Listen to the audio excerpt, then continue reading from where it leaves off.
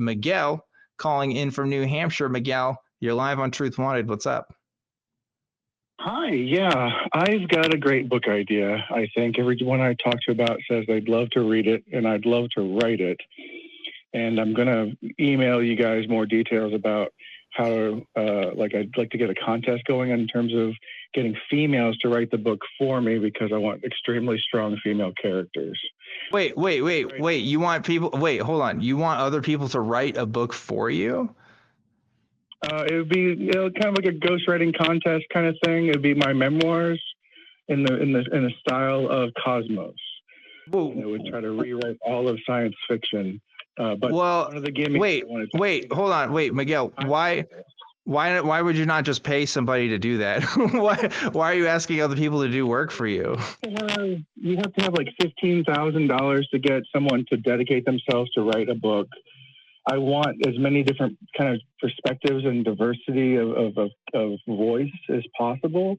I want to kind of have it crowdsourced, and then I would serve executive editor in terms of cleaning up everything, putting it all together. And okay, but Miguel, that's just asking people. I'm sorry, that's just asking people for free labor.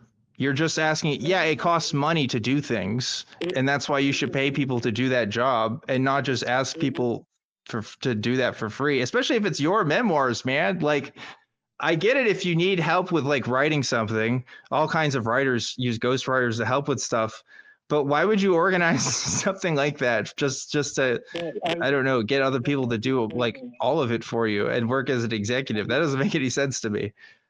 I would be paying per chapter.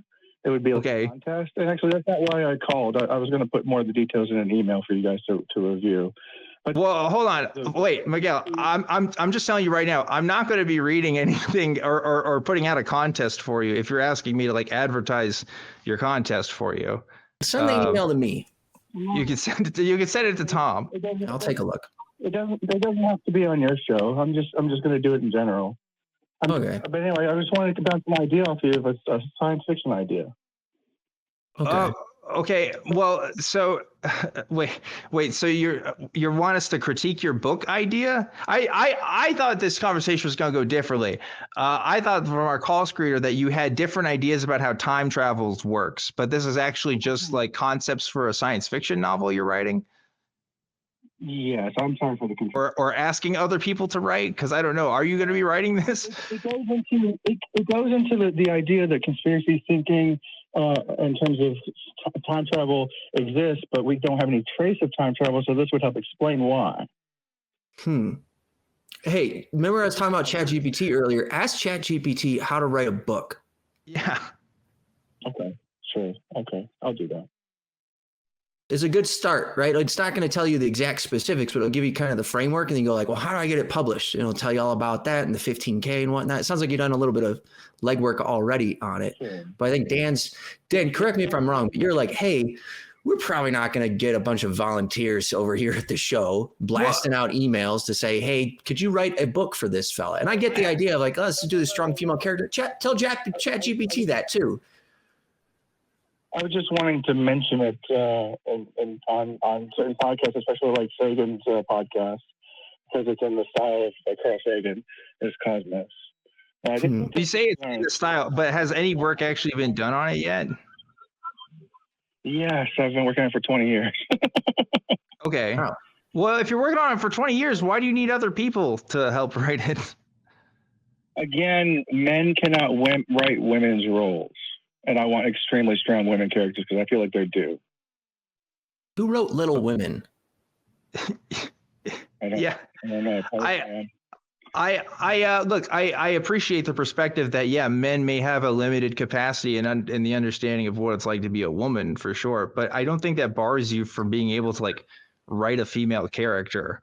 You know, well, I feel like I can do more justice by editing what other people have written, and I'm really, really good at that.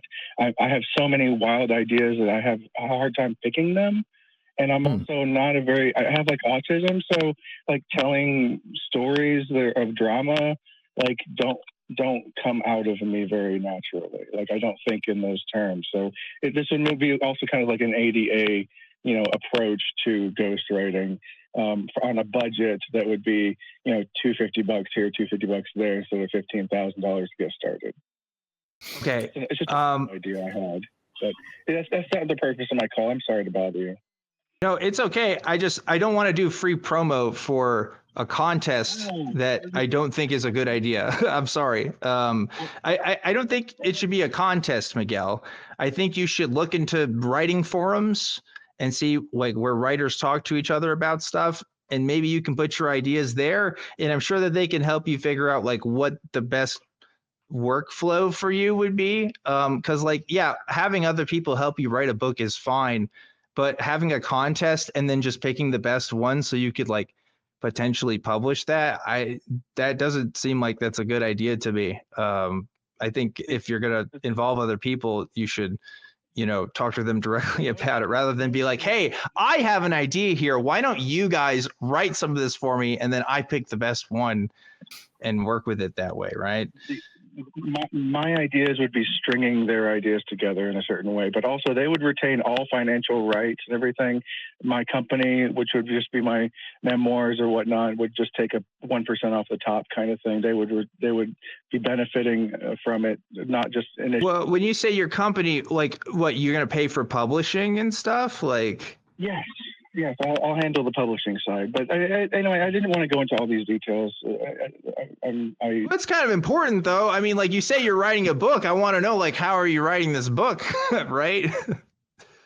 Yeah, I've done it with like small snippets here and there from people with samples, but then nothing. I can't get people to call me back and like actually continue on. I'm willing to pay, but it's just. People don't trust me, and it's like, well, I get that. I know that's the hard part, but and I understand this is not how things are done, but I have never done anything the way people always do them. It's just that's how I think backwards on everything, and I apologize for wasting your time. I'm going to hang up now. No, you're not wasting the time. It's an interesting conversation. What was the real thing you wanted to talk about? Well, the fact that this is the only universe that we have. There's probably not multiverses, that those aspects of reality that are mathematical and give people the excuse to write different stories for the same hero that's long dead or whatnot. In my approach to time travel, which would destroy the universe, so it could only happen at the very end of time, then you could have an infinite cyclical universe, but it takes trillions of years for each universe to cycle. And in that frame of mind, you could, in that universe, reboot all of science fiction and eventually get to Star Trek and Star Wars and warp travel, even if it's not possible in our lifetimes or in this universe's lifetime. Huh. Okay. So I guess I'm more interested in your own personal beliefs because, like, I'm sorry, I'm not a literary science fiction critique show, right? I'm interested in talking to people about what they believe and why. But you did say something really interesting, which was you think that this universe is the only universe that exists and there's no other universes. Is that something you personally believe? I understand that is the scientific consensus. The many worlds hypothesis, it looks good on paper, but we have no evidence for any other frequency of anything, of any outside influences of any kind, or else those would be the rationales for believing in God too, right? Well, I don't know what you mean by the rationales for believing in God. Do you mean like that? In terms of the hand of God, miracles and intervention from another universe, time travel. None of this exists. Like we don't have any proof of anything that isn't able to like be traced to an internal source to this universe. So I believe there is no multiverse. Like there's an omniverse, and that is this universe. Like different parts of this planet feel very different than others. So those could be said to be different aspects of the same world.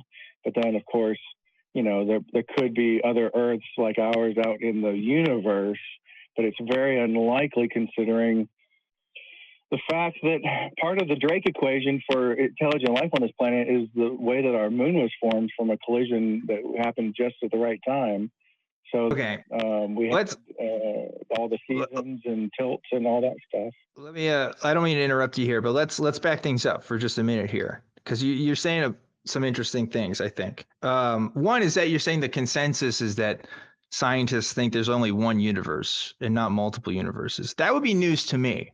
I don't know if that's the consensus among cosmologists. As far as I know, I think it's still an open question.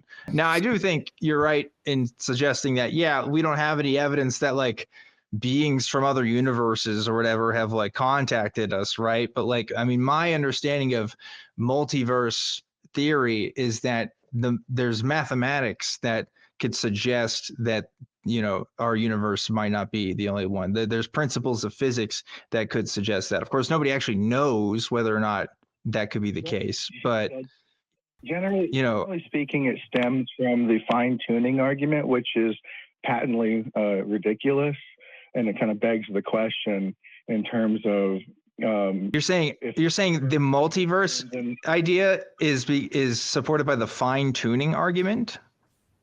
That's the solution it's trying to solve in terms of like, if this is just one of, you know, an infinite number of universes, then obviously we could have one that's finely tuned. And it's like, well, what do you think could you tune in terms of pi? Like pi has to be pi, and certain other constants like Feigenbaum has to be Feigenbaum. And like from there, you would get all the rest of them, even if we don't understand how. So the constants are the constants because of the laws of nature, probably for every instance of every universe. And I believe the series of universes is not parallel, but serial. Like before this universe was a previous universe, after this universe there'll be another one.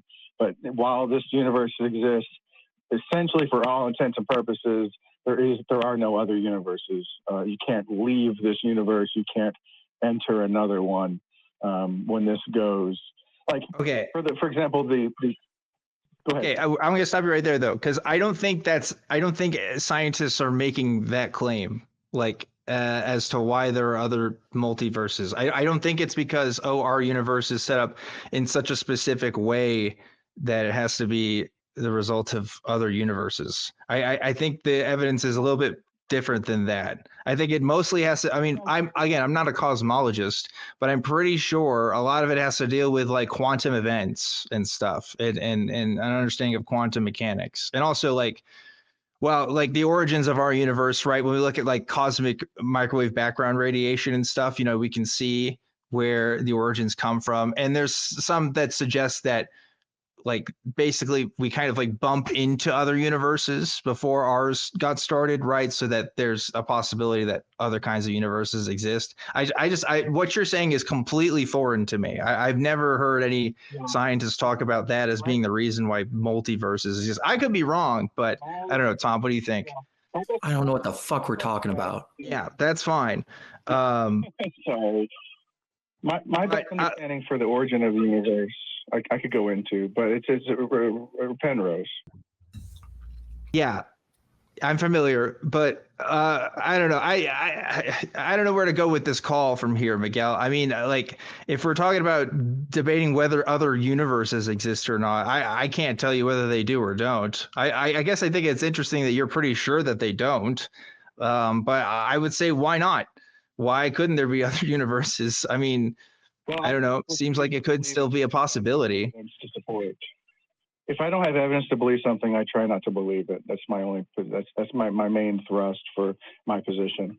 That's fair, but I think if a scientist, if a cosmologist from NASA was able to present to you evidence from their observations from the Hubble telescope or whatever that there could be other universes, would that change your mind?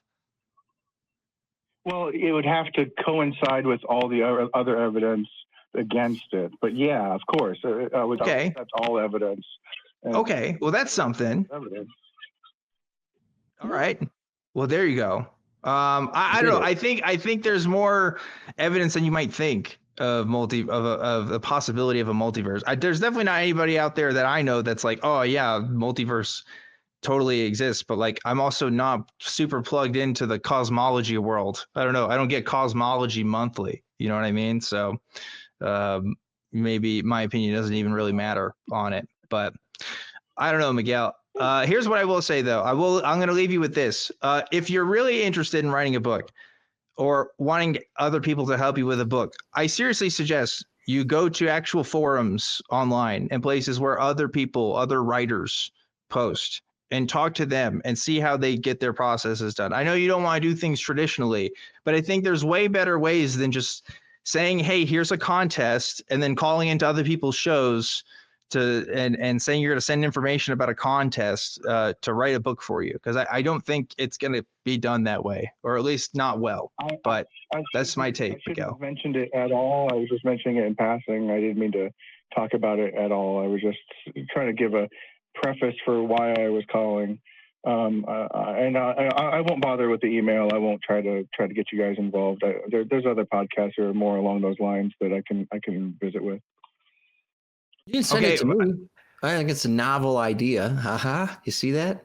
All right. Well, Tom gives you permission, I guess. Yeah. So there you go. You can start with that. Tom Benson, Tom.Benson, atheistcommunity-community.org. You can send us an email with some of that content. That'd be fantastic. At the same time, I don't know anything about writing or nothing, but you've been working on this book for 19 years or whatnot. I think Warren Buffett was something like 80 before he became several times over multi-billionaire. He was only like a several hundred millionaire before then. So like anything's possible. Yeah, that's true. I'm actually a self-made billionaire in EVE Online. I started with nothing and now I log into billions just in my account to spend. And that's how I roll with sensible people. That's rad. That's rad, Miguel. You keep cruising. Do your thing on EVE Online. But I'll go ahead and let you go. You have a great rest of your night.